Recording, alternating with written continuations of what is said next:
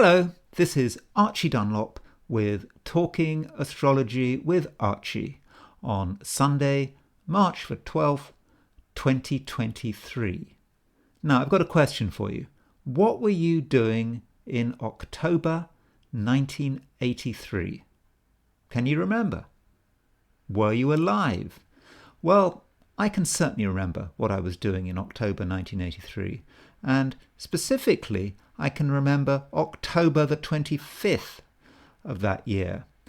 It was the last year at university, and I was in central London, and I was watching TV, watching the lunchtime news with some friends, and we saw the terrible event that happened on that day.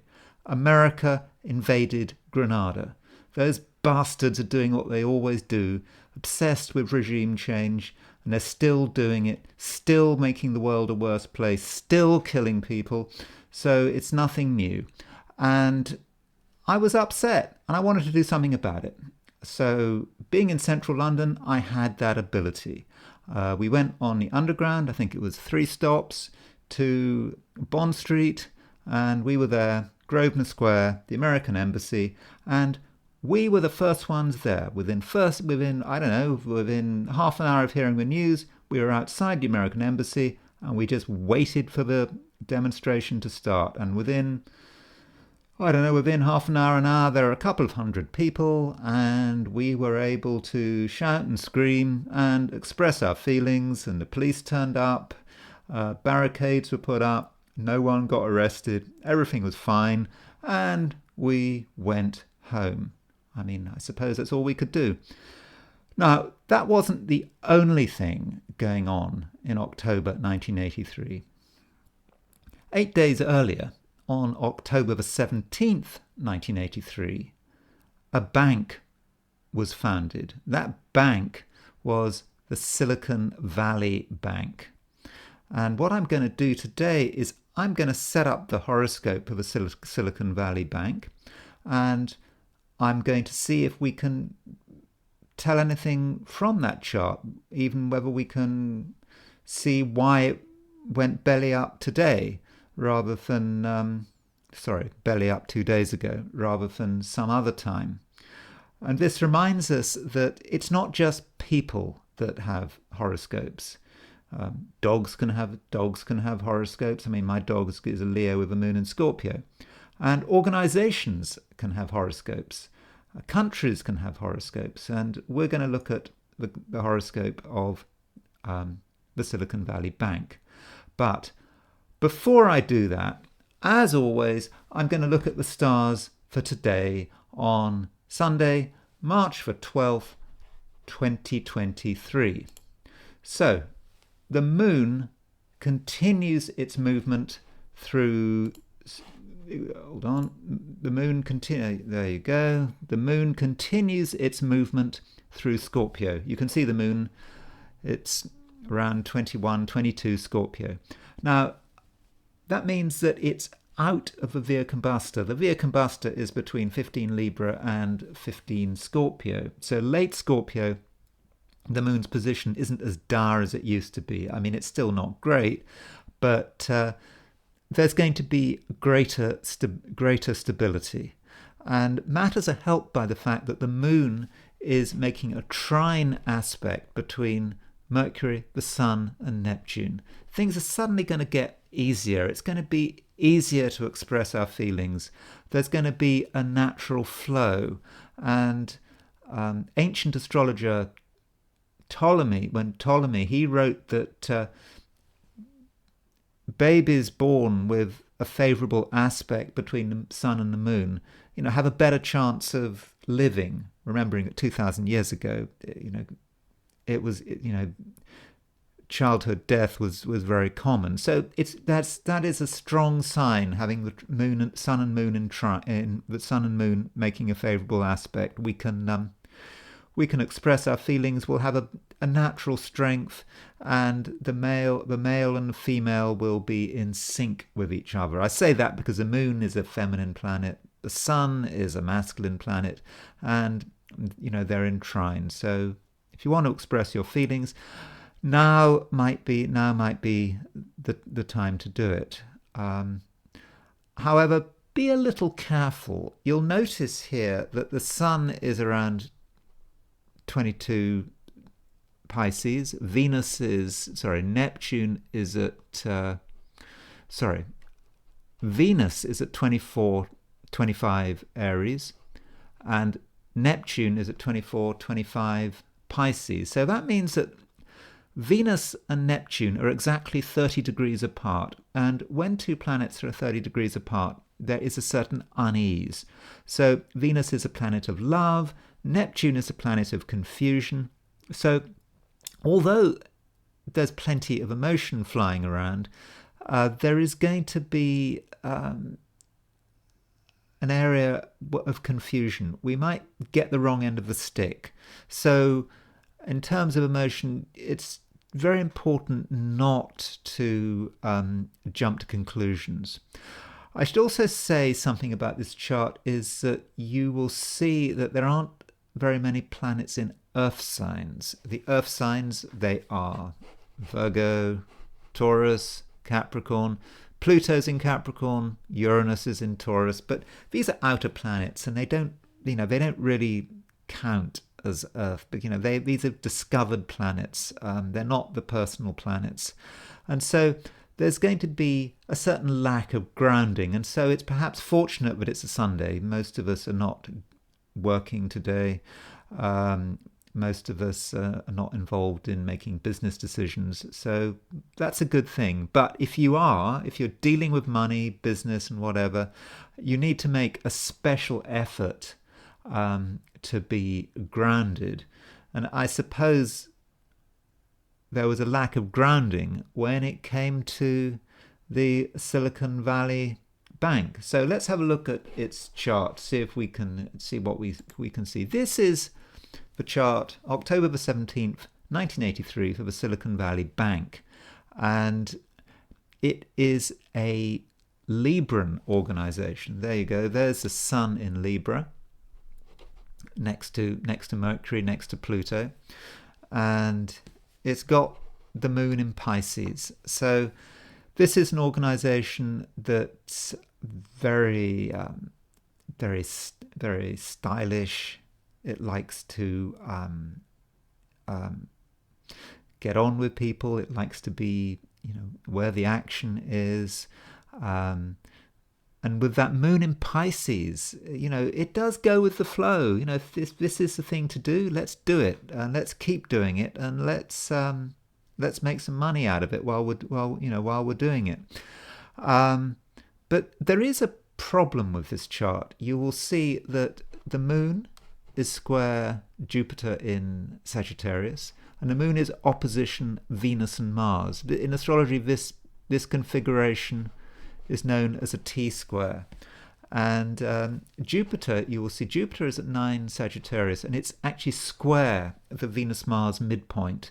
Now, Jupiter on the Venus-Mars midpoint is very sexy. It's very charismatic and attractive, and perhaps this is what the bank is all about. This tension is of the T-square is dynamic, and it goes with the flow. It was originally, I believe, founded to help entrepreneurs find funding, and it just accepted the way things are, and that can be a problem if the economic environment suddenly changes. In the American context, that was interest rates going up. That can mess things up, particularly when there's a tech slowdown. Suddenly the people you do business with, your clients, they can't pay their loans anymore. It becomes more difficult to raise money. And I think the rot in this chart is demonstrated by this. This is you will see this. There is. Let's see, where is the rot? The rot is here. You will see there's the Sun, there's Pluto, and there's Saturn, and they're all together. And Pluto is actually on the Sun-Saturn midpoint. And the Sun and Saturn represent a block, a delay, suddenly things not moving. And then Pluto represents a sudden destruction and transformation as a result of this delay. And I suppose that delay is going to be about the funding and, all the interest rates are going up. A situation which is so dramatic that the company can't actually deal with it. But it's only potential. This was like something embedded in the genetic code of the bank, but wasn't going to manifest right away. And I'll come to that when I look at the solar arc direction. So when you look at solar arc directions, let's have a look at another chart. This is a principle. A solar arc direction is a principle that a planet moves 1 degree every year. You just do it, and it click, click, click. It's like a watch. It's like a clock. And so, if these are the solar arc directions for last Friday, the 10th of March, you can see there's Pluto, Sun, and Saturn. They've moved from up here. They've moved to here, and they're hitting Jupiter. They're hitting the apex of the T-square. That T-square, they're hitting Jupiter. They're hitting Jupiter on the Venus-Mars midpoint. And so that, I think, in many respects was the thing that did it. It was the trigger that caused the bank to unravel. Another thing to look at is Pluto. There's the bank's Pluto. Pluto at the end of 1983 was at 2914 Libra. Then 40 years later, just under 40 years later, Pluto had moved on to 29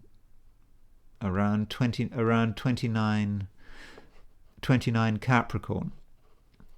So there was a Pluto square Pluto, and I think that did have something to do with it. But overall, you can see that the Silicon Valley Bank was a very dynamic organization.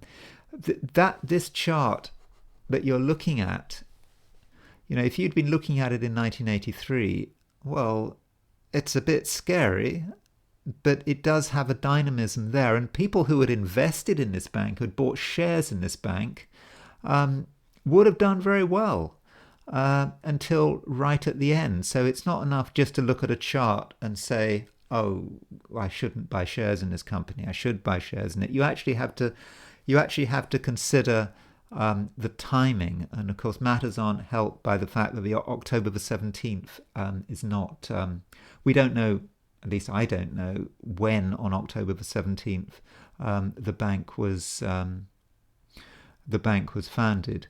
Now, another chart, when you're looking at a company like Silicon Valley Bank, another chart to look at, and I am drawing to an end now, would be the chart that the company, this is a different chart set for October 23rd, 1987. And this is the chart of when the planet came to market, when you could start buying shares in the company, because normally a company doesn't just appear and you can straight away buy shares in it. It takes a few years to sort things out. So this is the chart, October 23, 1987, which was actually 4 days after a major stock market crash, the 1987 crash. So it was not really a very auspicious time to launch itself. However, you could have made a fortune if you'd invested in those shares in 1987, because they did go up a huge amount, provided, of course, you sold them before the bank went under. One thing about this chart is that you will see it's another Libran chart. There's Libra at 2936 Libra for when the shares came to market. And when Pluto squared that sun, as it did last Friday, that's when the company went under. Another thing to look at is the Venus. Venus is the planet of money in astrology. And when the shares came to market, Venus was at 1548 Scorpio. And Uranus was opposite at around 1516 Taurus. So Uranus was smashing Silicon Valley Bank's Venus, but not, remember, not the foundation Venus, but the Venus of when the company came to market, when you could buy shares in it. So that's all I've got to say about that. I know it's a bit tedious just talking about a company chart. It's quite a dull thing, but some of you might find it useful to think about whether or not it's worth getting involved in a company based on its horoscope, based on its on its various horoscopes. Maybe you could look at a chart before you work for a company. Maybe you can look at a chart before you buy shares in a company. In my experience, it can be a bit hit and miss. Just because you see something amazing or terrible in a chart doesn't mean it's going to happen. But you do have to consider timing. You have to consider the overall economic environment. But in the Silicon Valley Bank's case, both its coming to market chart and its foundation chart do have the sun in Libra. So it was a really Libran organization, always trying to be all things to all people, trying to give the customer what they wanted, and maybe that didn't help, and maybe that contributed to its downfall. Anyway, that's it, and I will see you tomorrow.